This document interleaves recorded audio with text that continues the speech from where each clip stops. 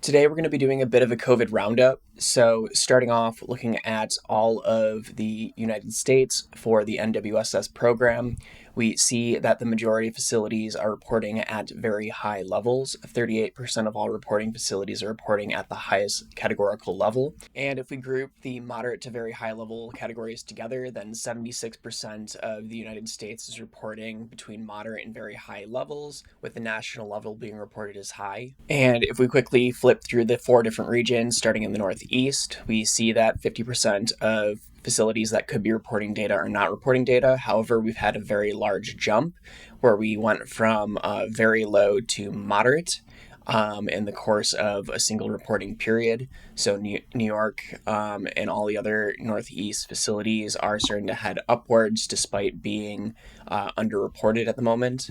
If we go to the Midwest, we've seen a similar thing where we went from low to moderate. Again, pretty big jump from the last reporting period, so levels are increasing in those areas. But even the ones that were very high before, which are the South and the West, are still increasing in their levels, where 52% of reporting facilities in the South are reporting at the highest categorical level, and 54% of reporting facilities in the West are reporting at the highest categorical level, where if we group facilities in the South from moderate to very high, then 87% of reporting facilities are reporting in this level. So again, that's just showing that the South is very high right now. Their designation is high.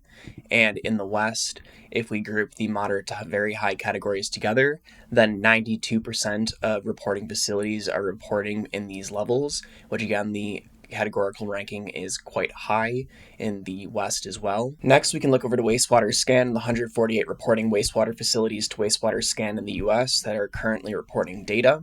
If we look over to the right here, we see that the levels are currently increasing with some off the chart scale reporting from Coeur d'Alene, Idaho. So ignoring that one for a second, if we zoom in on the current data selection and we blow this up, we can get a little bit of an inkling at what's happening on the site-by-site level. And we see that everything still has a positive lean upwards. So let's zoom in even more on that.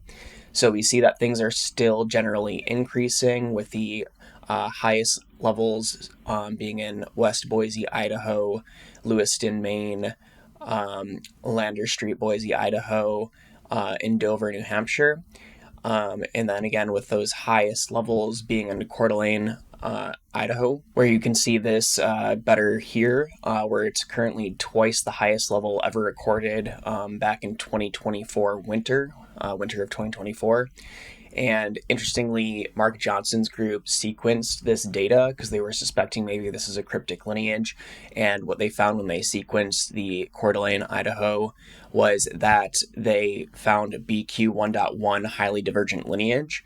So what likely happened is that a chronic case of COVID continued to mutate. It escaped prior immunity within the person that was infected with it. It was then able to reinfect them and then infect other people. I believe this is why we're seeing lots of very high levels in Idaho right now. So we're going to have to keep an eye out for a BQ 1.1 lineage, specifically if it comes up in Washington, Utah, Oregon, Nevada, or California, in the surrounding states to Idaho, because we have Raj's COVID variant tracking, which will detect these. So if we see BQ 1.1 lineages popping up in Utah, California, Oregon, Washington, then we should be aware that this might be a similar situation to when BA 2.86, which ended up going into JN1, occurred. We might be having a repeat event of that with the BQ 1.1 lineage. And then the reason why it would be such a strong wastewater signal is because something we've noted since late 2022 is that the primers are not binding as well. They're having a lower fluorescence signal to variants after that date, and that's been getting progressively lower.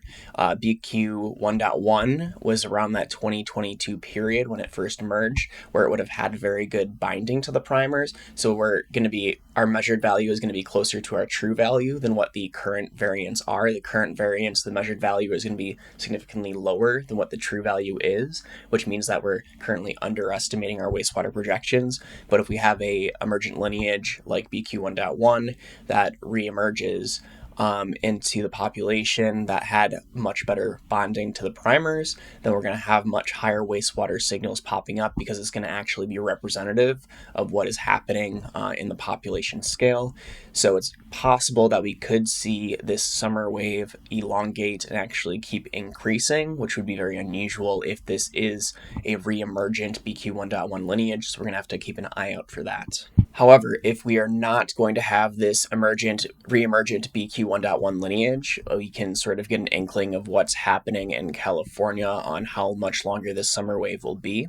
So if we look to the liftoff here, where the all of the data is lifting off of the x-axis, we are starting to see a plateau.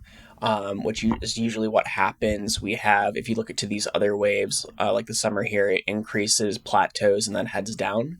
So we're starting to enter a plateau, and then we can see the current wastewater signals by zooming in like we did earlier, and we see that the majority of sites are still trending positively. There are a couple that are heading down, but the majority are heading positively still, which would lead me to indicate that, so at least for our XFG wave, the signal is reaching a peak. So I would expect by the end of next week that we would start to see the signal head down. So I'm estimating the peak here to be around September 19th is when we're going to start seeing the wave head back down. But again, lots of COVID infections during that time. Even though we would hit the peak, we're still going to have a lot of infections on the tail end of that wave prior to the winter wave starting, which we might roll straight into because, as I pointed out prior, we're sort of looking a lot like this summer 2023 to winter 2024 wave, where we had the waves roll straight into one another. That's what this year is looking like to me. However, again, if that BQ1.1 ends up becoming an emergent lineage starting here in our very own United States in Idaho, then this might be an unusual year where we keep having an increase, and actually pretty dramatic increase, due to the reemergence of a prior lineage, that BQ1.1. So if we look over to the COVID variants and genomic surveillance program by the CDC, they finally give us a promise that they're going to be updating the nowcast estimates every 4 weeks on Tuesday.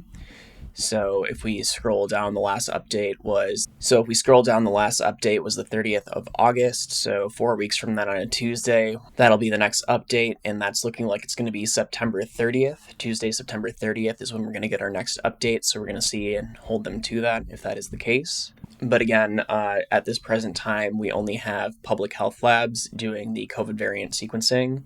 The CDC is no longer doing that, and Wastewater Scan does not do that.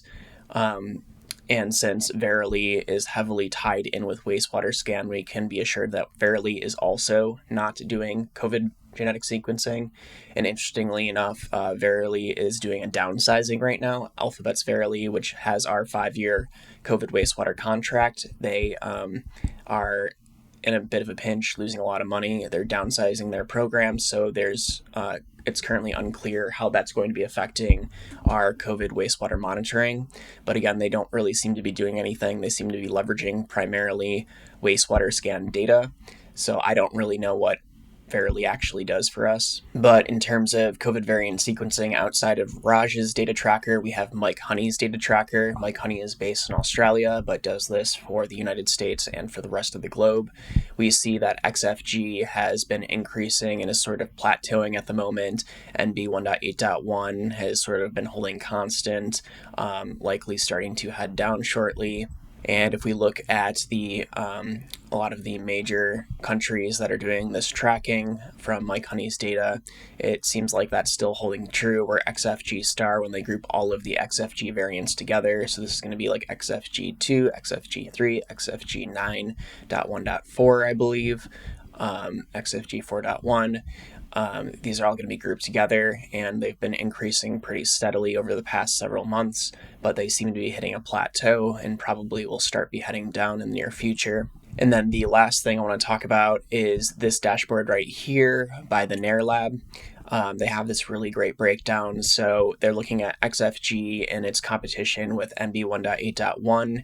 And we see that in the majority of all countries that are actually doing COVID variant sequencing, it seems like XFG is outpacing it everywhere, or at least in the majority of places. And then looking at just XFG and doing logarithmic regression fits, we see that we're starting to hit that plateau like we are seeing, with several places starting their downward trajectory, indicating that XFG is starting to head out of circulation. And currently we have BA 3.2. So remember a couple months ago when I was like, oh, that's weird that it popped up twice in the United States and California from Raj's tracker.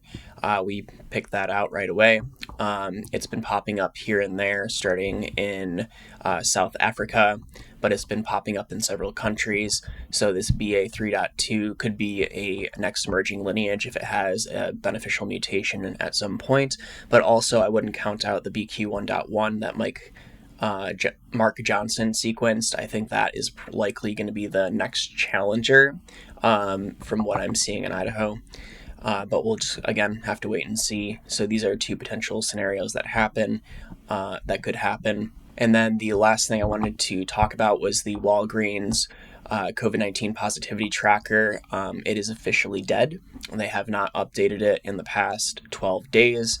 This was typically updated every week in the past, so every 7 to 8 days. We're well past that window. And during the last update, they only updated it for 5 states and started killing off the data dashboard visual. This is in line with Sycamore Partners taking over, which officially occurred in 8/28. So we can officially say that Sycamore Partners has killed the COVID-19 positivity tracker that has been done by Walgreens since early 2022. We can thank them for that. And that's our COVID Roundup and CDC update for data of September 13th, 2025.